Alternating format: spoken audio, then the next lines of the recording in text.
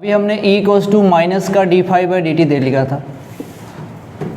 अब यहाँ पे माइनस लगने का मतलब लेंज लॉ होता है। विशेष इसमें कोई टेंशन नहीं रखना, माइनस कब लगाना है नहीं लगाना है, कोई ऐसी बात नहीं है।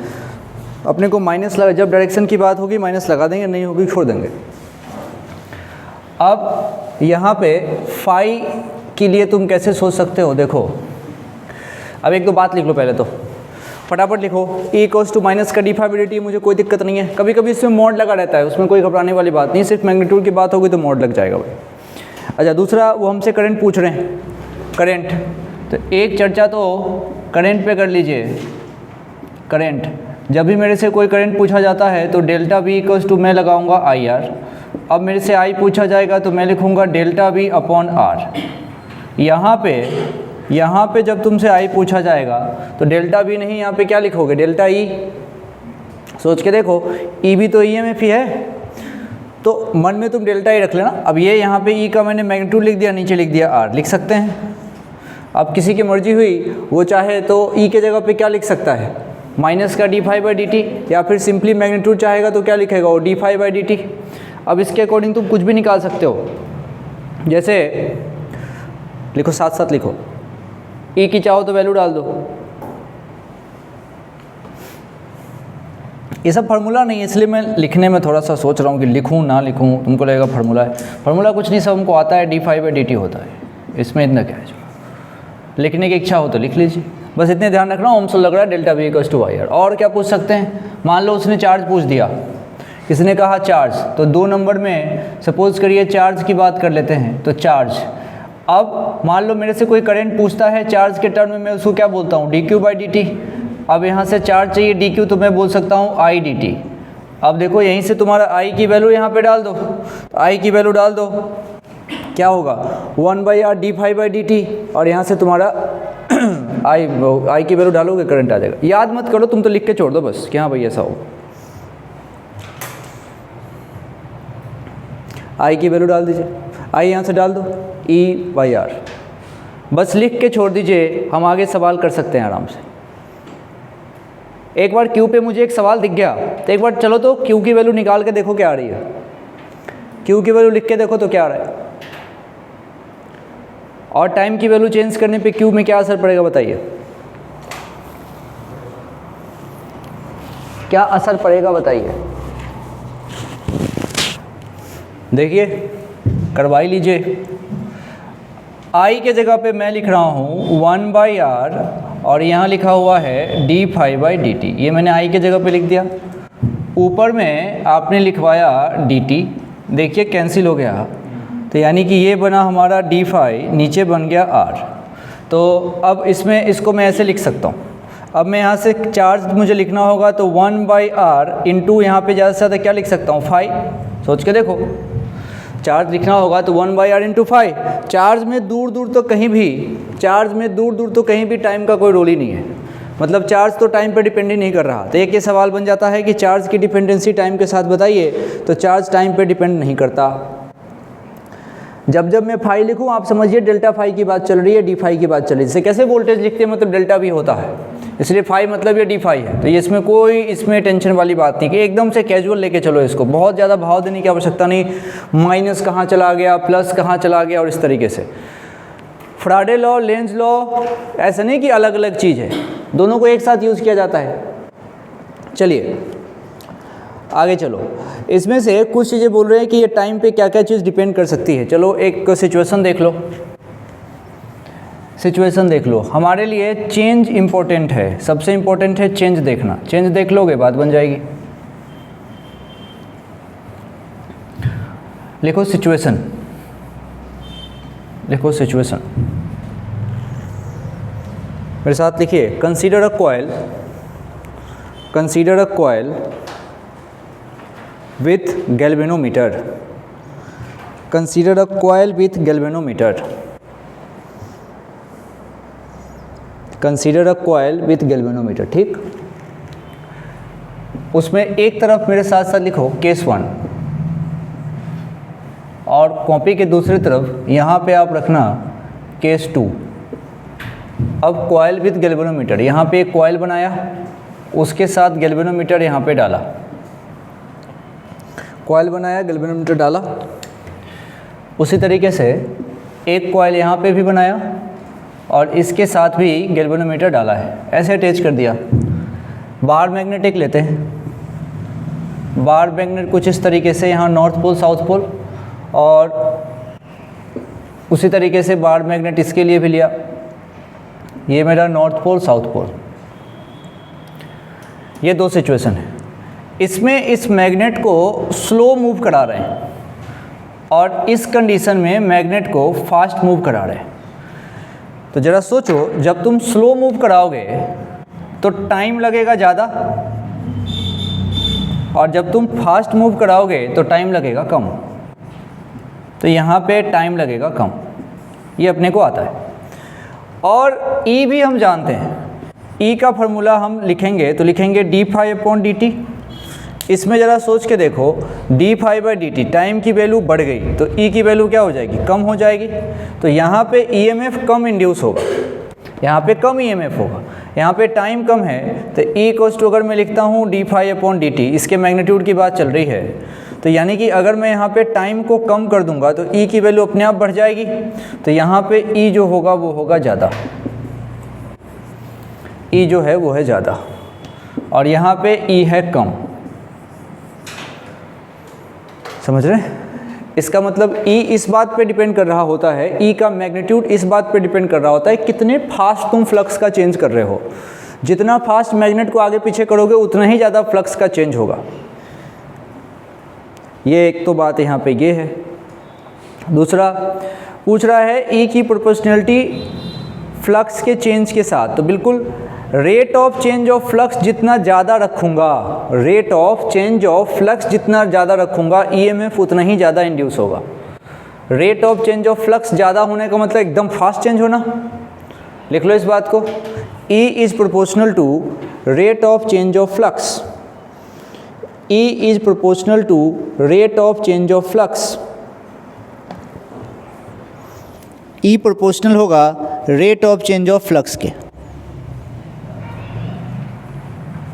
ठीक है, मेरे ख्याल से इसमें कोई परेशानी वाली बात नहीं। चलो अब एक क्वेश्चन करते हैं, क्वेश्चन लिखिएगा। क्वेश्चन कह रहा है consider phi equals to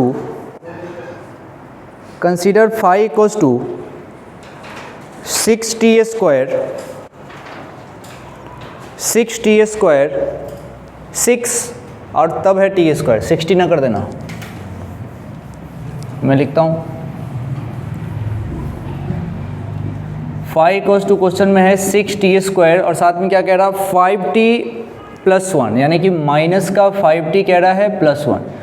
एकदम बेसिक सा सवाल दे रहा हूँ, सुनिएगा। Find induced EMF at t equals to 1/4 second. आपको E चाहिए कब, तो एट 1/4 सेकेंड पर। बिना कुछ सोचे फटाफट कर दो।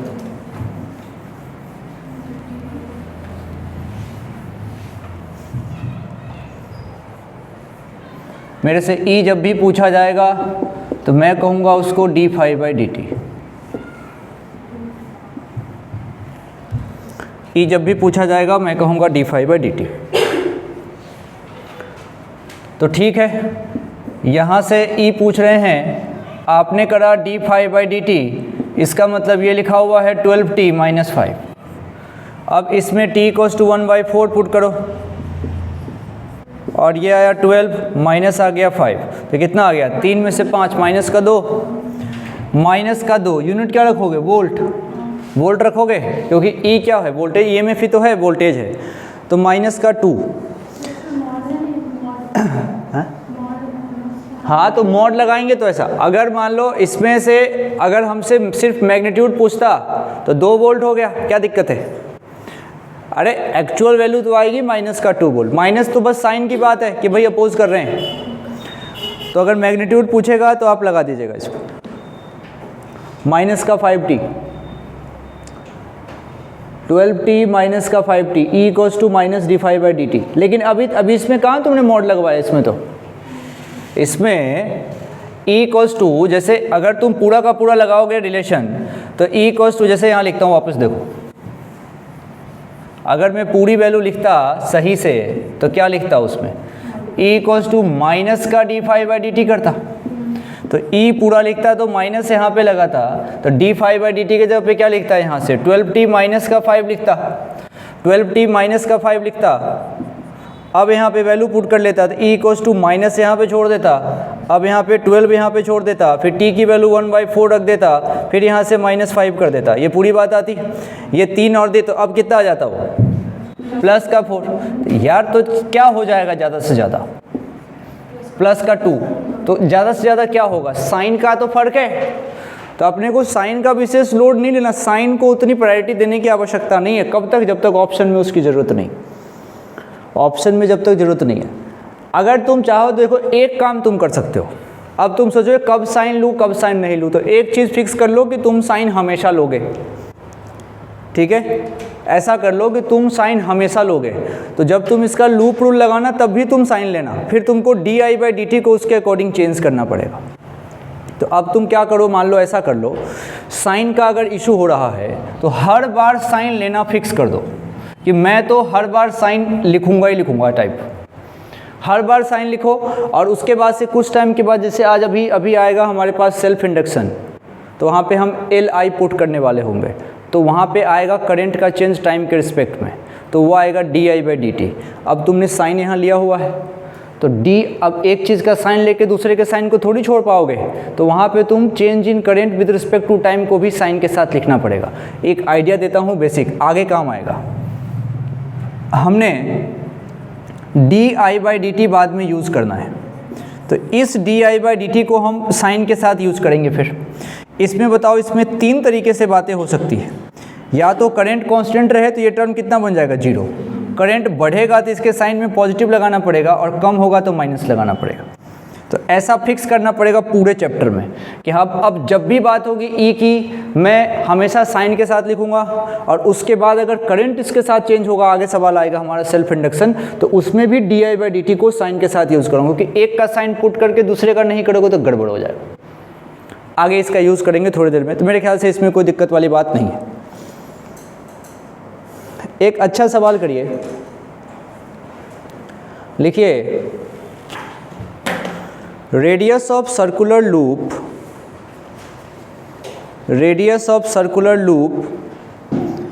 इज श्रिंकिंग,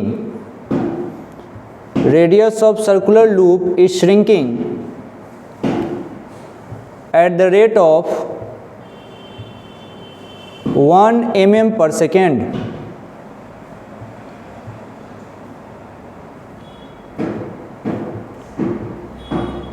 देखो ना,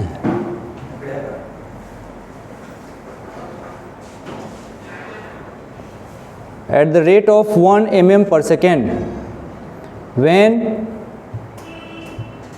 loop is placed in uniform transverse magnetic field,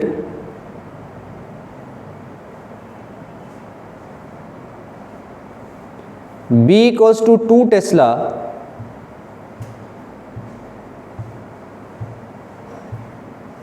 then find magnitude of induced EMF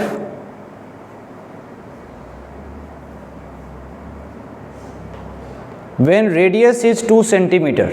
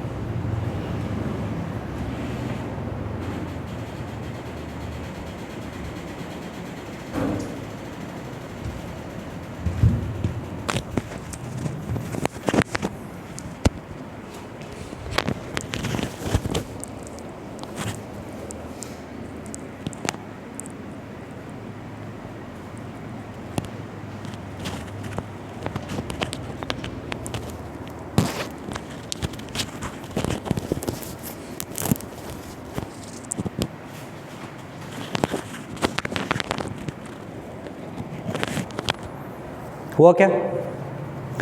इस क्वेश्चन में बस एक ही पंच लाइन है, shrinking at the rate of.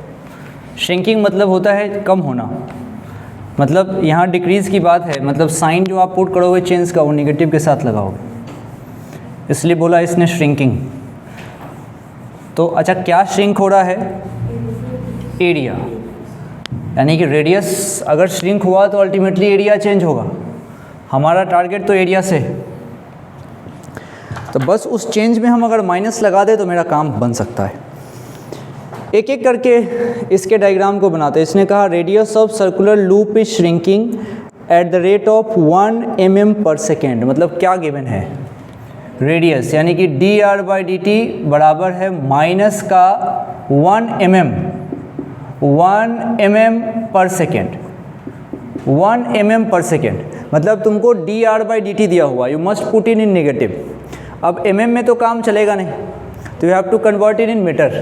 तो ये दिया हुआ है माइनस ऑफ 1 × 10⁻³ अपॉन सेकेंड, ये तुम्हारे पास है। तो यानी कि सिंपली वैल्यू क्या दे रखी है इसने? 10⁻³ और इसको तुम आगे यूज़ करोगे तो काम बन जाएगा। आगे पढ़ते हैं सवाल। अब कह रहा है when loop is placed in uniform transverse magnetic field B = 2 Tesla. ठीक है भाई, तो B की वैल्यू क्वेश्चन के अकॉर्डिंग है हमारे पास 2 टेस्ला। फिर कह रहा है कि then find magnitude of induced EMF when radius is 2 centimetre. तो आपको उस समय बात करनी है जब इसका रेडियस 2 सेंटीमीटर हो जाएगा। 2 सेंटीमीटर मतलब 2 × 10⁻² मीटर। जब ये ऐसा हो जाएगा तब बात करनी है। अच्छा क्या चाहिए इसको? तो मैग्नीट्यूड ऑफ इंड्यूस्ड EMF। अब हमने फिक्स कर लिया कि भाई जब यूज़ करेंगे माइनस के साथ करेंगे, तो टेंशन नहीं है, फिक्स रखो उस बात को। तो भाई E चाहिए, तो E = माइनस का d∅/dt। देखो d∅/dt की बात है। अच्छा इसने एक बात सुनना, इसने क्या बोला है? रेडियस रेट जो है 1 mm पर सेकेंड है। तुम्हारा नीचे dr/dt वाली बात सोचना। अब देखो d∅ है, फाई को तुम क्या लिख सकते हो? b × area. b कांस्टेंट है क्या? एरिया कांस्टेंट है क्या? नहीं, एरिया चेंज हो रहा। एरिया कांस्टेंट नहीं, एरिया चेंज हो रहा। तो एरिया की वैल्यू क्या रखूंगा मैं? πr²। तो वहाँ पे r में चेंज करना है टाइम के रिस्पेक्ट में। अब एक ट्राई करके देखो, dr/dt को निगेटिव पुट करके, फाई के जगह b पुट करो, 8π आ सकता है, 8π × 10⁻⁵ आ सकता है।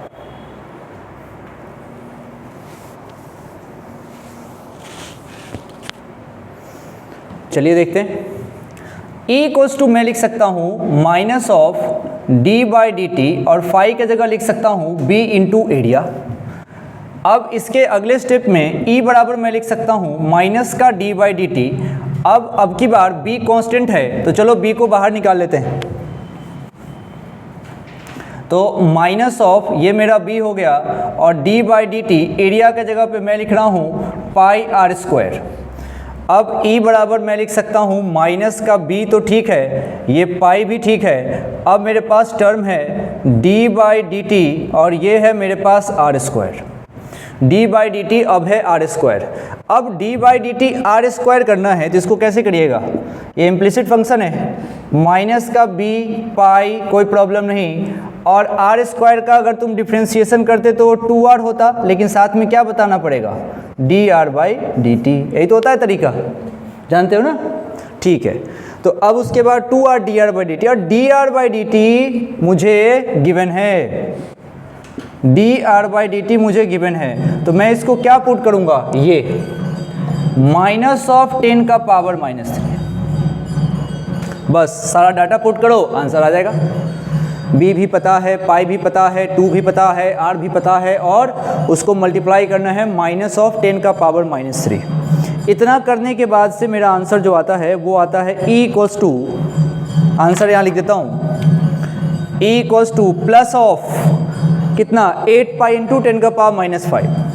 8π × 10⁻⁻5 यूनिट क्या होगी? तो वोल्ट। सही है। तो बस समझदारी वाली बात इसी जगह पे थी, इसी जगह पे थी। ये जो स्टेप था ये वाला, बस बाकी सब तो आसान है। चलिए आगे बढ़ते हैं, आगे बढ़ते हैं। लिखो a coil with total turn equals to capital N, area equals to capital A, and radius is capital R, is placed in perpendicular magnetic field. Perpendicular magnetic field. In time t, full stop देख लिखना, in time t it is rotated by 180 degree. Find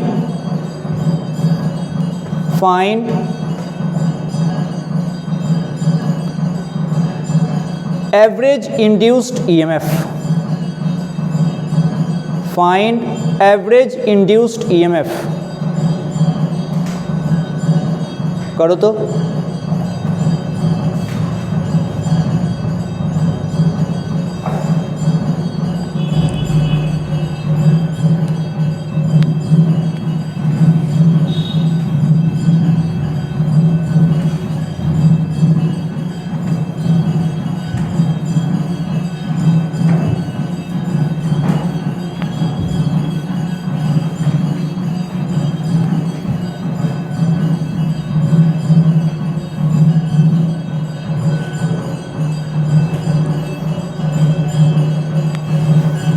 कढ़ाई कि मेरे पास कोई coil है जिसके data NAR है, basic data है कॉइल का।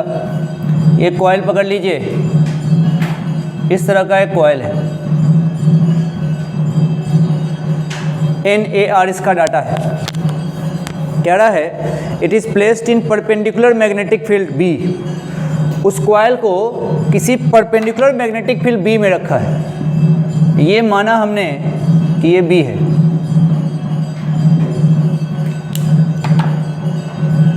सही है, माना ये कॉइल मानो ऐसे रखा हुआ है ऐसे, और मैग्नेटिक फील्ड हमने यू लगा दिया ऐसे। अब जरा सोचना, क्या एरिया वेक्टर भी ऐसे ही होगा? अगर रेड वाला एरिया वेक्टर है तो वो भी तो ऐसे ही होगा। अगर ब्लैक वाले को मैंने मैग्नेटिक फील्ड बोला तो एरिया वेक्टर भी इसी तरफ है, समझिए। तो ये देखिए, मान लो एरिया वेक्टर अब ऐसे बना रहे हैं, ये रहा एरिया वेक्टर। सही है। अगर मैं ऐसे करता हूं तो एरिया वेक्टर मेरा सामने है, अगर मैंने कॉइल को पलट दिया तो एरिया वेक्टर पीछे हो जाएगा, बी में कोई चेंज थोड़ी ना होगा। तो बाद में इसने क्या किया, कॉइल पलट दिया। बाद में इसने कॉइल पलट दिया, तो मान लो बाद में इसने कुछ ऐसा कर दिया, तो बस सब कुछ सेम रहेगा, एरिया वेक्टर पलटेगा। बी में तो कोई चेंज नहीं होगा भाई, बी को ऐसे रखो। और हम एंगल किसके बीच लेते हैं? बी एंड ए के बीच, तो यही चेंज हो गया इसमें।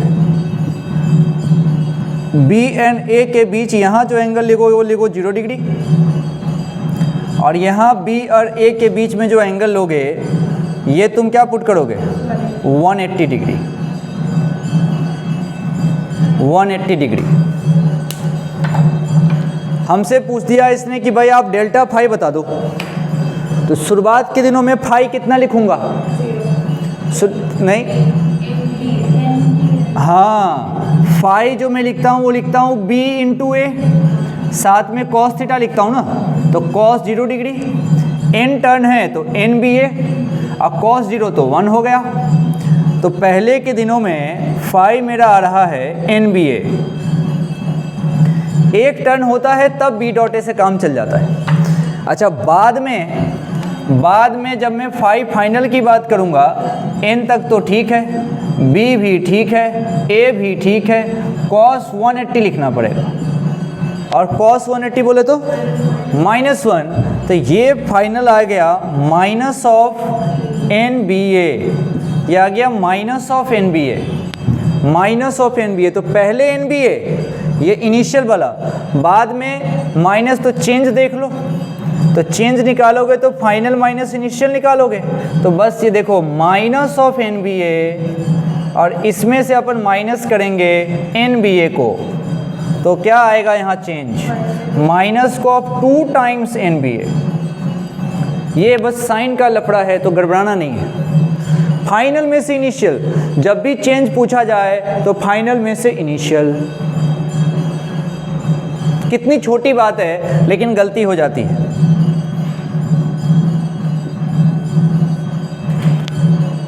फाइनल में से इनिशियल, और इसी को चेंज से डिवाइड कर देंगे टाइम से। टाइम कितना है t, तो वही मेरा आंसर हो जाएगा। कितना आंसर होगा, है ना, 2nba/t। अब ऑप्शन में रहेगा तुम्हारा, अब देखो चाहे मान लो अभी हम क्या पूछा, क्या था इसने, इंड्यूस्ड ईएमएफ की एवरेज वैल्यू। आओ एक स्टेप और कर ही लेते हैं। तो E बराबर हमने फिक्स कर रखा है, अब तो जब भी लगाऊंगा माइनस लगाऊंगा भाई, तो माइनस का d∅/dt, तो E बराबर माइनस, ये कितना लाए हो, माइनस का 2nba अपॉन नीचे क्या लिखोगे, टाइम, तो E बराबर हो जाएगा प्लस का 2nba, नीचे क्या रहेगा, t। सही है क्या, यही तो हो गया एवरेज। तो विशेष इसमें कुछ भी टेंशन लेने की आवश्यकता नहीं है, माइनस प्लस में उतना उलझने की भी ज़रूरत नहीं है। परंतु अगर यहाँ एंगल में गलती ले लोगे तो गड़बड़ हो जाएगा, एंगल सही रखना चाहिए। तो क्या किया अल्टीमेटली, कॉइल को जब हमने पलटा तो कॉइल का जो मैग्नेटिक फील्ड है उसको, कॉइल से उसको क्या मतलब, मैग्नेटिक फील्ड तो अपने डायरेक्शन में रहा, बस कॉइल का एरिया वेक्टर पीछे हो गया। यहाँ पे एरिया वेक्टर सामने, यहाँ एरिया वेक्टर पीछे, जिसके चक्कर में बी और ए के बीच का एंगल बदला, जिसके चक्कर में फाई की वैल्यू बदली। और फाई की वैल्यू जो बदलती है और फाई का जो तुम चेंज निकालते हो वही इंड्यूस्ड ईएमएफ होता है। पूरी बात करो तो E जब निकालना हो तो माइनस का d∅/dt लगाते हैं। हम हमेशा पूरा का पूरा लेंज लॉ के साथ बात कर रहे हैं, तो E बराबर माइनस का d∅/dt। जो d∅ है वही मेरा चेंज है, और वही मेरा चेंज है, और जो यहाँ पे यहाँ डेल्टा फाई के फॉर्म में मैंने लिखा था और फिर इसको यहाँ पुट करा है, माइनस माइनस प्लस कहानी ठीक। चलो इसमें और भी बात कर सकते हैं। ये ऐसा ही एक सवाल उन्होंने पूछा था 2019 में, तो 2019 में उन्होंने 90 डिग्री पे टर्न कर दिया था, तो कर सकते हो। सुनो 90 पे टर्न करूंगा तो मज़ा आ जाएगा, बाद में फ्लक्स क्या हो जाएगा, 0। तो और आसान हो गया मामला। इसी तरीके का सवाल आपको, आप अब घर पे कौन कौन सवाल कर सकते हो, देखो एक तो तुम कर लेना 2019 वाला, नीट यूजी 2019 कर सकते हो, देखते ही लग जाएगा। फिर री AIPMT 2015 वाले सवाल कर सकते हैं आप, उसमें एक इलेक्ट्रॉन को लेके गए हैं। अच्छा, उसके बाद AIPMT मेंस 2012 का सवाल है, एक ग्राफ दे रखा है, ग्राफ वाला सवाल। ग्राफ वाले सवाल कैसे करोगे, सोचो IT ग्राफ का एरिया क्या देगा, ऐसे सोचो, ऐसे I का मतलब क्या होता है, dq/dt, क्रॉस मल्टीप्लाई करिए I इंटू dt, क्या हो जाएगा, dq, मतलब IT ग्राफ का एरिया, इंटीग्रेशन करोगे ना, समझ रहे हो, तो IT ग्राफ का एरिया अपने को चार्ज देता है। तो इस तरीके से हम निकाल सकते हैं। चलिए, इंटीग्रेशन का मतलब होता है एरिया अंडर द कर्व। उसके बाद तुम कर सकते हो AIPMT प्री 2012 का सवाल, उसमें इक्वेशन दे रखा है, जो हमने इक्वेशन वाला कर लिया उसी स्टाइल का। सारे सवाल बहुत आसान है। उसके बाद तुम कर सकते हो AIPMT 2008 वाला सवाल, AIPMT 2008 का सवाल, उसमें circular disc of radius 0.2 metre की दिया हुआ है, और बस उसी तरीके से फ्लक्स लिंक 60 डिग्री से रोटेट कर देगा वो। फिर तुम कर सकते हो AIPMT प्री 2010 का सवाल, इसमें वही बात है, इसमें भी क्या बोला है कि श्रिंकिंग, इसमें भी श्रिंकिंग बोला है। AIPMT प्री 2010 और कंडक्टिंग सर्कुलर लूप वाला, इसमें B की वैल्यू हमने 2 रखी थी, इसने रखा है 0.025। तो सारे सवाल इसी पैटर्न पे हैं। एक और कर सकते हो AIPMT 2008 का सवाल, और कंडक्टिंग सर्कुलर लूप। ये नाम अभी ईयर का इसलिए बोल रहा हूँ ताकि तुमको ये लगे कि अभी तीसरा लेक्चर भी पूर्ण नहीं हुआ और हमारे पास इतने PYQ आ गए। तो यहाँ से सवाल आते हैं, डायरेक्ट करने वाले होते हैं, तो तुम उलझने के वाली इसमें बात ही नहीं है। स्ट्रेट फार्मूला E = माइनस का d∅/dt। फाई क्या है, B × A × cos theta. Phi हमारा मैग्नेटिक फ्लक्स है। आप भूल गए तो क्या, किसी भी एरिया वेक्टर का, किसी भी वेक्टर फील्ड का उसके एरिया के साथ डॉट प्रोडक्ट लिया तो उस वेक्टर फील्ड का क्या देगा वो, फ्लक्स। अच्छा, फ्लक्स है तो डायरेक्शन का लोड नहीं है, परंतु साइन है। साइन तो रहेगा। तो आप इस तरीके से आराम से कर सकते हो, सारे सवाल इसमें बन जाएंगे। अब हम फिक्स कर लेंगे ई इक्वल्स टू, जब भी लिखेंगे तो माइनस का d5/dt, तो तुम पूरा ही लिखा करो जब भी लिखा करो, ई इक्वल्स टू माइनस का d5/dt लिखा करो, ताकि कोई भी लफड़ा रहे ही ना। चलो आगे की बात करते हैं। अब इस पे अगले जो कुछ क्वेश्चंस बनने की बात है, उसके लिए थोड़ा सा और बेसिक आइडिया हमारे पास होना चाहिए। अब हम एक नया टॉपिक सीखेंगे जिसको बोलते हैं सेल्फ इंडक्शन। इसमें अब 3 टॉपिक बचते हैं, सेल्फ इंडक्शन बचता है, म्यूचुअल इंडक्शन बचता है और मोशनल ईएमएफ बचता है। इस तरीके से चैप्टर चलता है। ट्रांसफार्मर को कुछ लोग ईएमआई में पढ़ाते हैं, कुछ लोग एसी में पढ़ाते हैं। हम ईएमआई एसी सब एक साथ चलता है इसमें, तो क्योंकि सवाल जब आएगा तो मिक्स आता है, उसमें कोई दिक्कत। जैसे म्यूचुअल इंडक्शन आया, उसका एप्लीकेशन हमारे पास आ जाता है ट्रांसफार्मर। बोर्ड में ट्रांसफार्मर पूछते हैं, उसका फोटो बनाओ, समझाओ स्टेप अप क्या है, स्टेप डाउन क्या है, तो तुमसे पूछेंगे। ट्रांसफार्मर पढ़ के जाना। जनरेटर पूछते, AC generator, construction principle and working, 5 number ऐसा। चलिए, तो सेल्फ इंडक्शन की बात कर रहे हैं। नहीं, पहले सेल्फ इंडक्शन पे जाने से पहले मैं तुमको बता दूं, हम यहाँ पे जो करंट की बात करेंगे, सपोज़ करिए मेरे पास एक रेजिस्टेंस है, उस रेजिस्टेंस को यहाँ मैंने बैटरी से ऐसे करके जोड़ा, यहाँ 20 वोल्ट की बैटरी लगाई, सब कुछ ठीक चल रहा था। यहाँ से वोल्टेज को आगे लेके जाऊँगा, मान लो मैंने आई करंट इसे ऐसे फ्लो कराया। ये आई करंट तुम किससे निकाले हो? बैटरी से। इस आई करंट को तुम बोलोगे मेन करंट, क्योंकि अभी 2 तरह के करंट आने वाले हैं, तो हम कोई कन्फ्यूजन नहीं चाहते, तो हमने इस आई का नाम रखा है मेन करंट।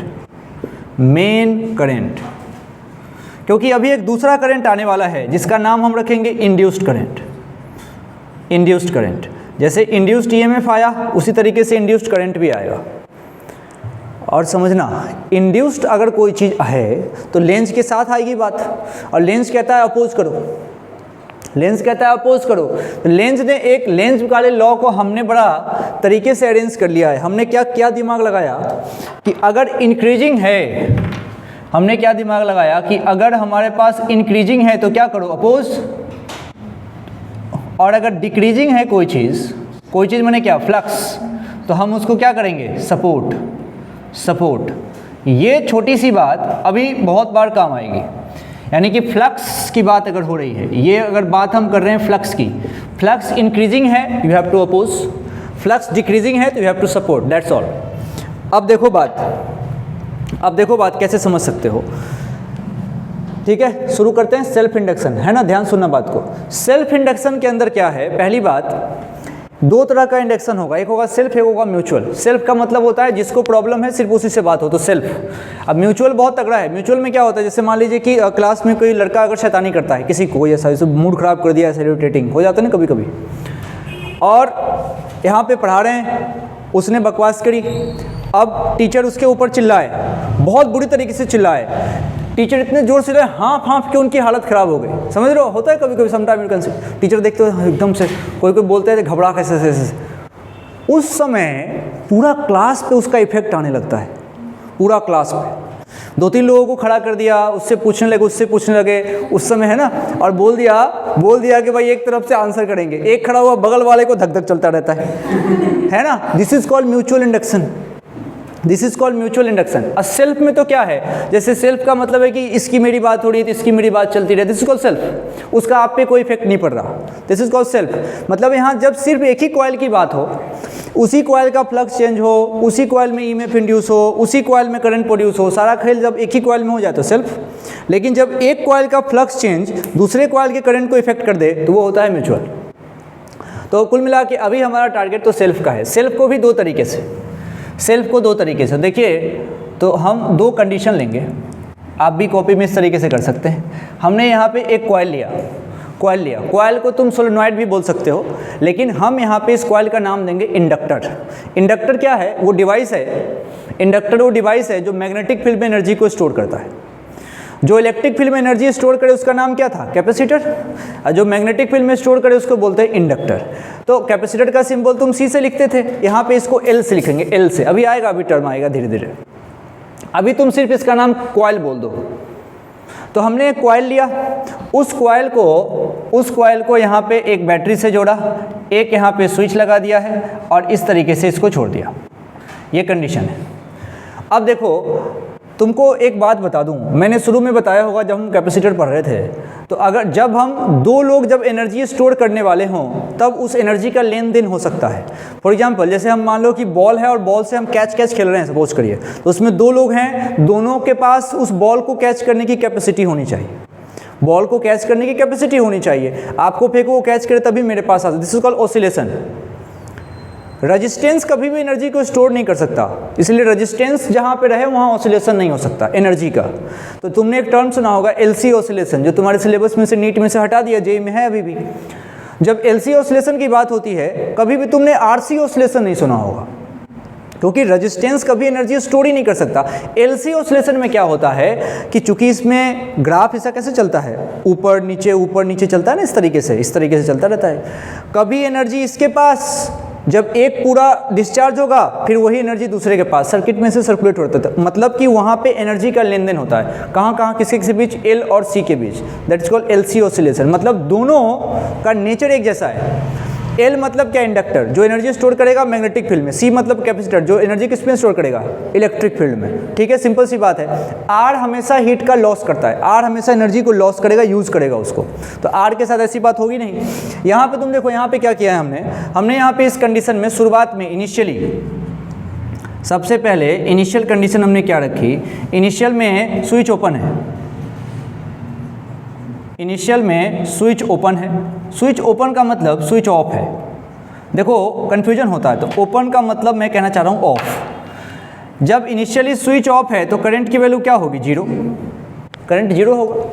अच्छा, जब करंट ही जीरो है तो काहे की बात, कोई बात नहीं कर सकते अपन। बाद में कुछ टाइम बाद में हमने स्विच को क्लोज किया,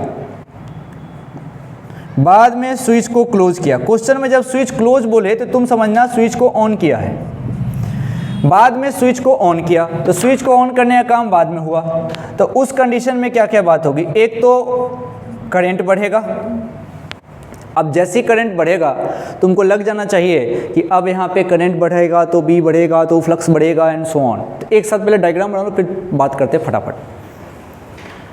पहले तो मुझे लिखते लिखते बता दो मेन करंट का डायरेक्शन क्या है, ये है क्या, तो लाल कलर से मैंने मेन करंट को दिखाया है। चलो लाल कलर से हमने मेन करंट को दिखाया।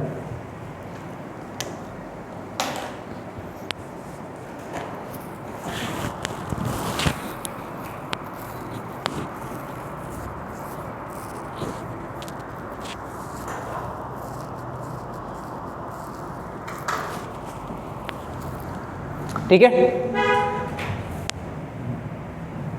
ना। तो शुरुआत में तो भाई कुछ भी नहीं था, I जीरो था जिसके चक्कर में B जीरो था, जिसके चक्कर में फाई जीरो था, कहानी खत्म। अब बाद में I बढ़ा, I के चक्कर में B की वैल्यू बढ़ी है, इसके चक्कर में फाई की वैल्यू बढ़ गई। क्यों, क्योंकि फाई का फॉर्मूला ही होता है B इंटू ए, B बढ़ोगे तो फाई बढ़ेगा। अपना इस बात से मैटर ही नहीं है कि क्या हुआ, कितना बढ़ा, अपने को तो मैटर इस बात से है कि चेंज हुआ है भाई, चेंज हुआ है। और वो भी चेंज कैसा है, इंक्रीजिंग वाला चेंज है, समझ रहे हो। इंक्रीजिंग में मतलब होता है कि आपको अपोज करना है, अपोज जैसा हो वैसे ही अपोज करोगे ना। तो यहाँ पे इस कॉइल कैसे करेगा, करंट इसके तरफ आने से ही बात कहानी बढ़ी है, तो कॉइल क्या करेगा, अपोजिट डायरेक्शन में करंट को प्रोड्यूस करेगा, जिसको बोलते हो इंड्यूस करेगा। तो ये प्रोड्यूस हुआ इधर से induced current, this is the induced current. ये किसने प्रोड्यूस किया है, कॉइल ने।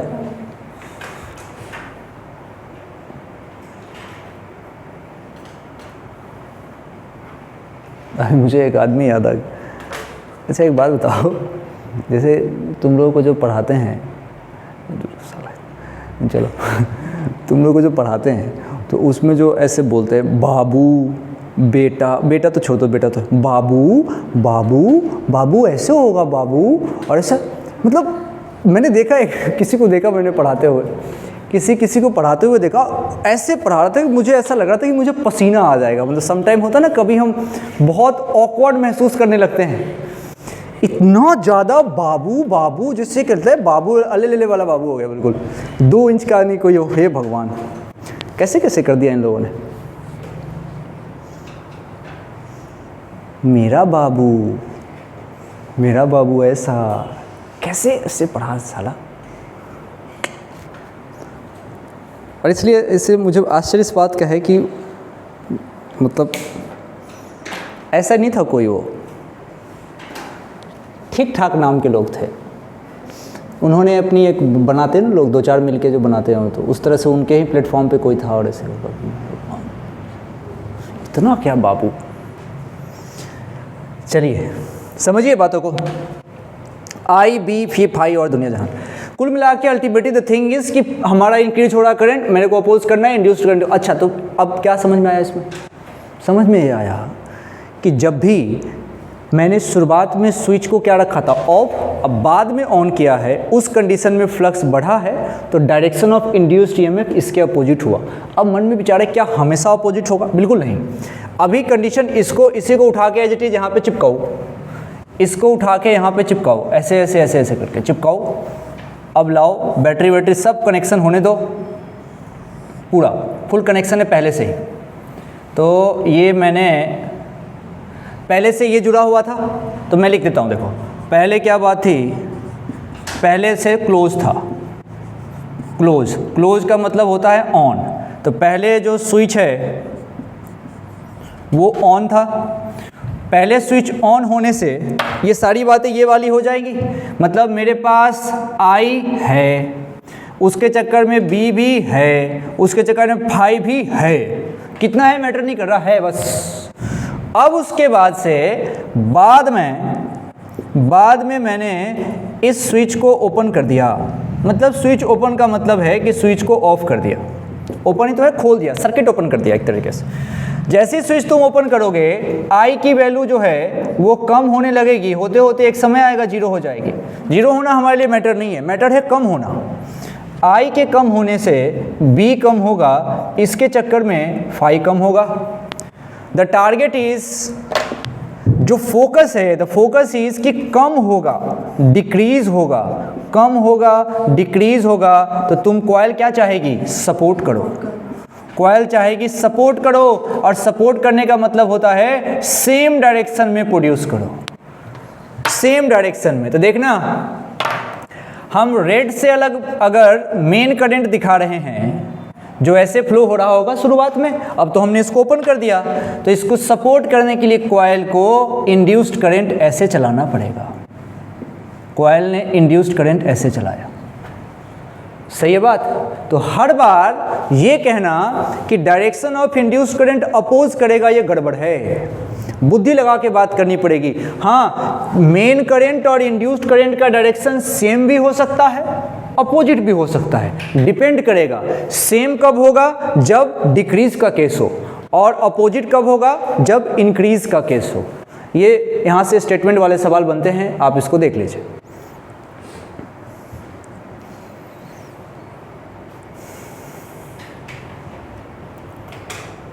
सही है? अब चलो, अब इसको मिटाते हैं और मेन कंक्लूजन पे देखते हैं कि मेरा यहाँ जो फाई डेवलप हुआ है वो फाई ओवरऑल, तुम सोच के बताओ किस चीज़ पे डिपेंड कर रहा होगा?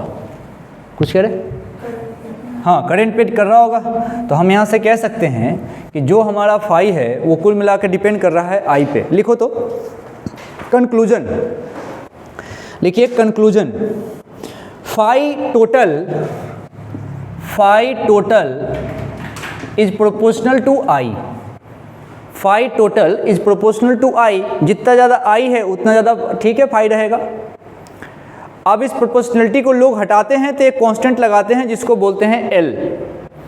एल हमारा होता है सेल्फ इंडक्टेंस, यूनिट होती है हेनरी। लिखते चलो ना, फाई टोटल हटाइए, एक कांस्टेंट लगाइए, फटाफट कर दीजिए, अब तो खेल खत्म है इसका। ये रहा फाई टोटल में प्रोपोर्शनलिटी हटाओ, एक कांस्टेंट लगाओ एल। मान लो करंट को थोड़ा बड़ा करके लिख देता हूँ, ये लो, ये एल आ गया। इस एल को तुम चाहो तो ऐसे लिख सकते हो, एल जब भी फाइंड करना हो you have to find phi total divided by I.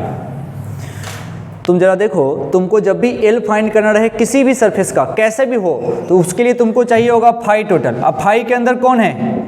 B और ए है, और बी के अंदर कौन है?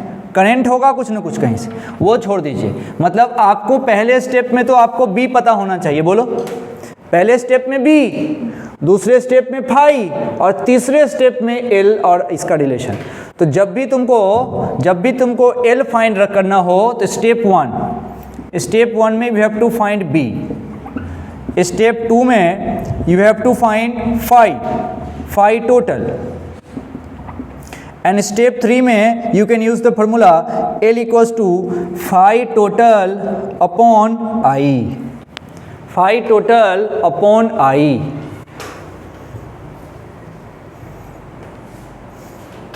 तीन स्टेप में बात चलेगी, चलो इस पे एक सवाल करते हैं, अब देखो कितना अच्छा है और क्या कॉम्बिनेशन है। सुबह वाले में क्या आज ही पढ़े थे हम बायट-सेवर्ट्स लॉ, अभी देखो जरूरत है उसकी, बायट-सेवर्ट्स लॉ पढ़े, अभी उसकी जरूरत है। हेडिंग दे दो सर्कुलर कॉइल, सर्कुलर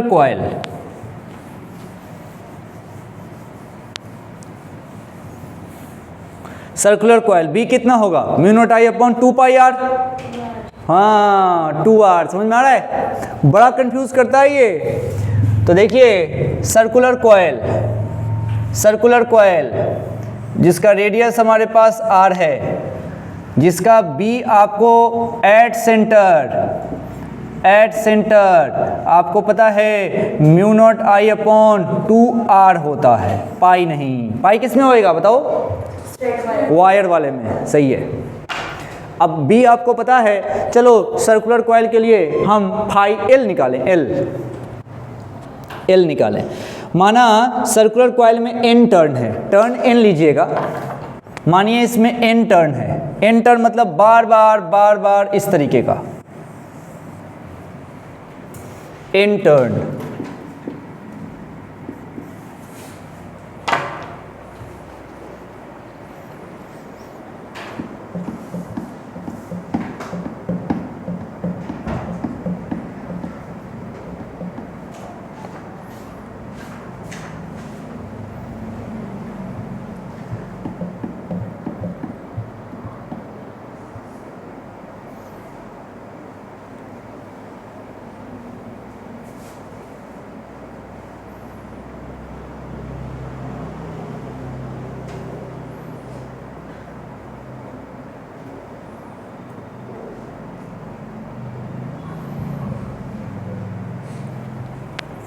आया, देखिए आइए समझते हैं। ये बी एट सेंटर जो आया है ये तो 1 टर्न के लिए आया होगा, अपने पास तो n टर्न है, तो n टर्न के लिए जो b की वैल्यू निकालूंगा वो होगा n times mu naught I upon 2 R. तो पहला स्टेप खत्म, हमें b पता लग गया। चलो अब चलो दूसरा स्टेप में, स्टेप 1 यहाँ लिख देता हूँ, स्टेप 1। अब है स्टेप 2, स्टेप 2 में मुझे चाहिए फाई का मतलब क्या होता है, बी ए होगा या एन बी ए होगा, हाँ फाई का मतलब होगा एन बी ए, क्योंकि इसमें एन टर्न है भाई, एन बी ए। गलती मत करना है, पता चले कि अच्छा एक बार तो एन लगा दिया दोबारा नहीं लगाने का, ऐसा नहीं, अलग अलग फार्मूला लग रहा है। एन लगाया, उसके बाद बी की वैल्यू डाली, एन म्यू नॉट आई, मुझे पता है किसी ने इसको यहाँ पे एन छोड़ा होगा, छोड़ा है लड़के, mu N into mu naught I upon 2 R, N into B into A. थोड़ा ऊपर लिख देता हूँ इसको, ये आ गया हमारा, क्या आया भाई, ये आया मेरा N square mu naught I upon 2 R into A. ये कौन आया, ये मेरा आया फाई, सही है। अब तीसरा काम, phi total divided by I, step 3। अब स्टेप 3, क्योंकि ये तो स्टेप 2 हो गया, स्टेप 3 बताओ। अब मैं जैसे ही एल निकालूंगा जो कि होगा फाई टोटल, देखो ना मैंने लिखा है ये फाई टोटल, पूरा लिखना पड़ेगा जितने टर्न है सबके, डिवाइडेड बाई आई। अरे कुछ नहीं, ऊपर से बस आई खत्म होगा, तो वैल्यू आएगी N square mu naught A upon 2 R. अभी बात बनी नहीं, ए हमने रखा नहीं, अभी रख देते हैं। अब ए को रख दो पाई आर स्क्वायर, तो यहाँ पे बन जाएगा एन स्क्वायर म्यू नॉट, ए के जगह रख दो पाई आर स्क्वायर, और यहाँ पे आ गया 2 आर।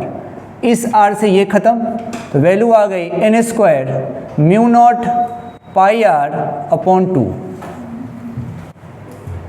ऐसे ही खेलने की बात है, तो जहाँ जैसा आपको रिक्वायरमेंट रहे यूज़ कर सकते हो, यही बात है इसमें।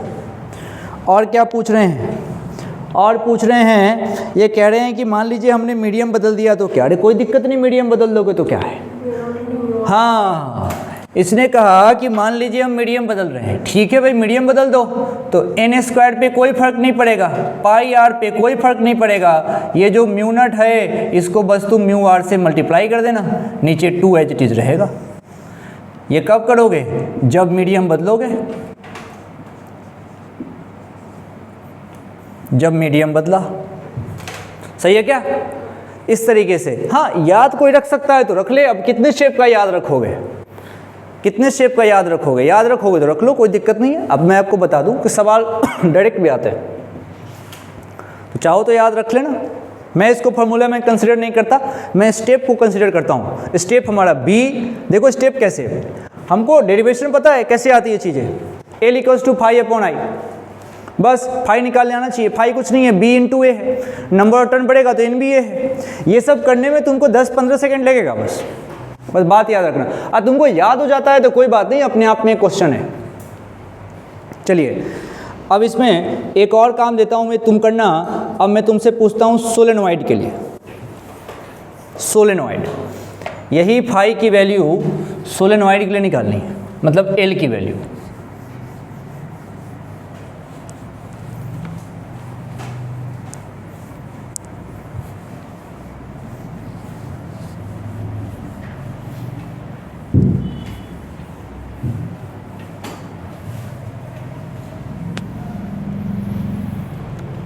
अब सोलेनॉइड के लिए तुमको b पता होना चाहिए। तुमको पता है म्यू नॉट ni होता है। सोलेनॉइड के लिए b आप जानते हैं, म्यू नॉट × छोटा n × i। अब ये छोटा n क्या होता है? Number of turn per unit length. अभी तत्काल में ये कल आ जाएगा सोलेनॉइड सुबह।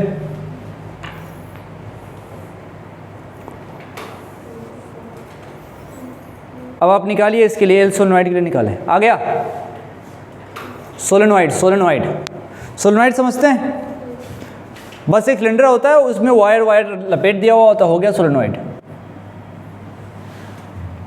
इस तरीके से इसमें रैपिंग चलती है। पढ़ेंगे, सोलेनॉइड पढ़ना है। सोलेनॉइड के लिए मैंने बताया था आपको, डायरेक्शन आपको निकालने आता है। इस तरीके से करंट गया हुआ है, इसको पकड़िए, पकड़ो पकड़ो, तो ये जो अंगूठा आएगा वो दिखाता है तुम्हारा नॉर्थ पोल, और ये अगर नॉर्थ है तो पक्का इधर वाला साउथ होगा। ये सोलेनॉइड है।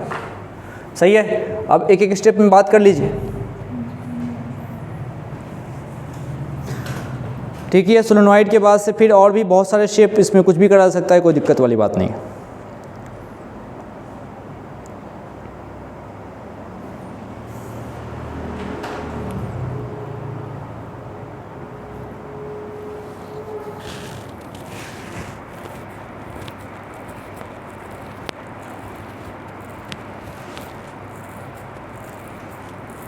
कितना आया?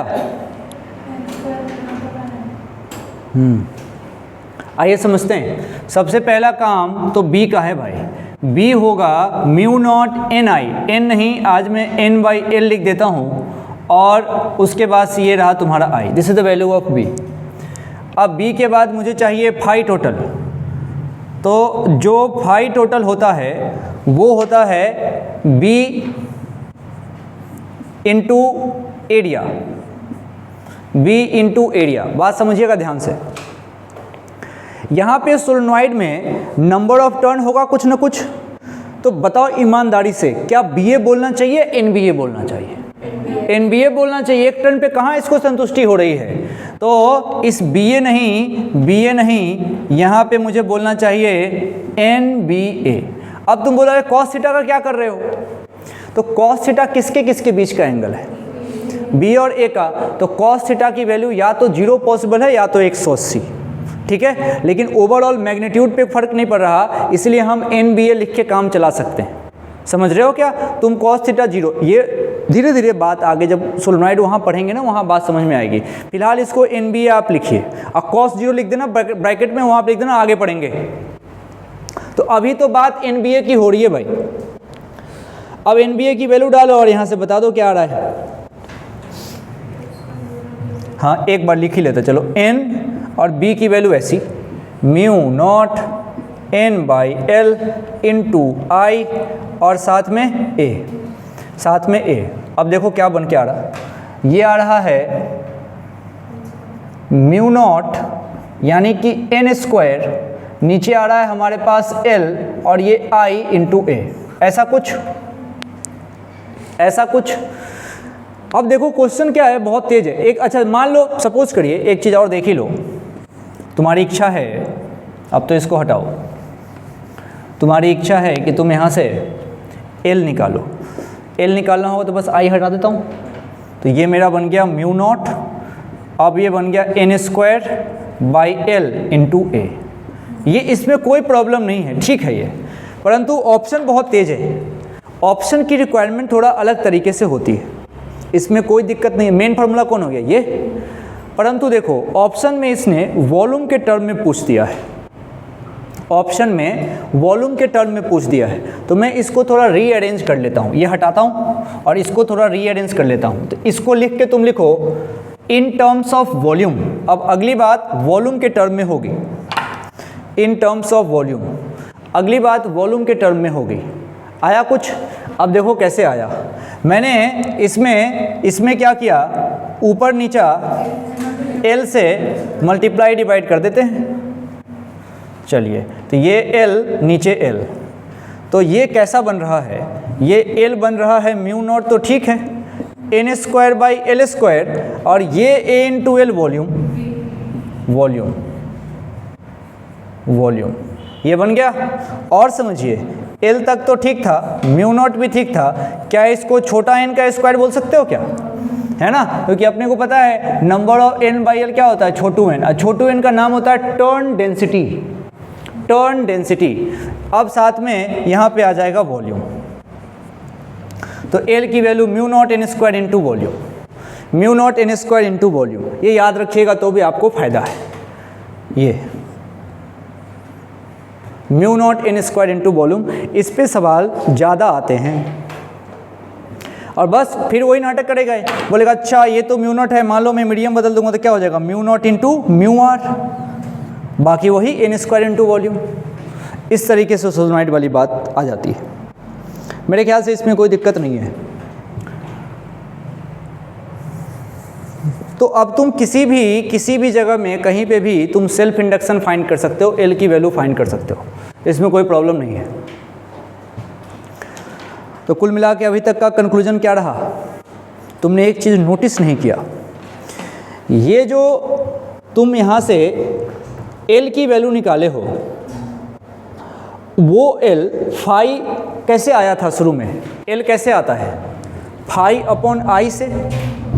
L आया तो फाई अपॉन आई से, लेकिन L का जो फाइनल फार्मूला आया, हाँ, L के फाइनल फार्मूले में ना तो फाई है ना ही आई है, मतलब L फाई और आई पे डिपेंड ही नहीं करता।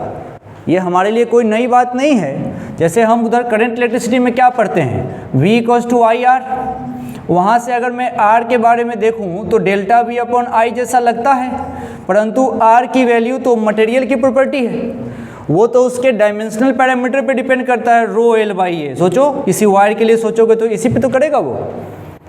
यहाँ पे भी उसी तरीके से L आता तो फाई और आई की हेल्प से है, लेकिन ना तो फाई पे डिपेंड करता है ना ही A पे, आई पे। ऐसा ही खेल तो वहाँ पे भी होता है कैपेसिटर में। Q = तुम लगाते हो ना CV, C क्या लगता है, ओ C जब मैं निकालूंगा तो Q अपॉन V चाहिए, परंतु C याद है फॉर्मूला, C = ε0A/d। अब देखो ये भी डायमेंशनल पैरामीटर आ गया, A D मीडियम की प्रॉपर्टी, इसमें भी ना तो Q है ना तो V है। तो ये बात मेरे लिए नई नहीं है, परंतु ध्यान रखने की बात है कि रेजिस्टेंस एक साथ लिखो तो ऐसे लिख सकते हो, रेजिस्टेंस, कैपेसिटेंस और इंडक्टेंस। रेजिस्टेंस, कैपेसिटेंस और इंडक्टेंस तीनों तीनों सिर्फ और सिर्फ डायमेंशनल पैरामीटर और मीडियम पर डिपेंड करते हैं। रेजिस्टेंस, कैपेसिटेंस और इंडक्टेंस तीनों बस डायमेंशनल पैरामीटर और मीडियम पर डिपेंड करते हैं। बस आज के लिए इतना ही। अब आप मौज करिए, कल मिलेंगे।